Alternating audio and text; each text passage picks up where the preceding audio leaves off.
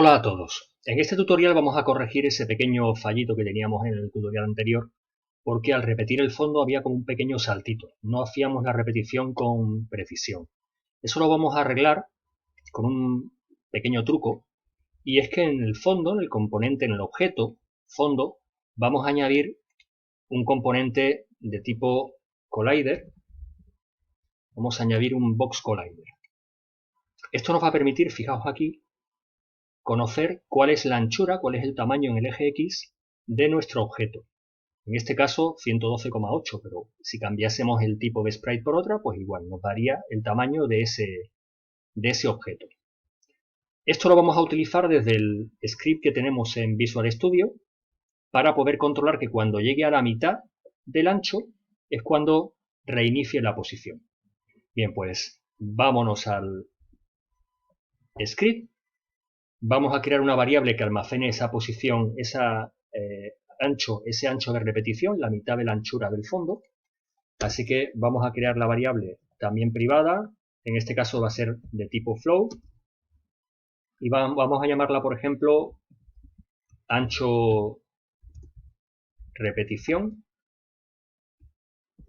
Y esa variable, igual que hemos hecho con la posición de inicio, aquí en el método start, vamos a inicializarla y vamos a ancho repetición, vamos a obtener esa propiedad que hemos visto en Unity del componente, es decir, vamos a obtener esta propiedad X del tamaño del box collider que tiene el fondo, el objeto. Y para eso vamos a recurrir a un método que ya hemos utilizado en tutoriales anteriores, que era getComponent, indicándole el componente que queremos obtener.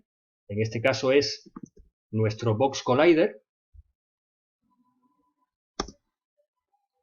No le pasamos parámetros a esta función, pero sí vamos a acceder dentro de ese componente del box collider a la propiedad size y en concreto al campo donde daba el tamaño en el eje X.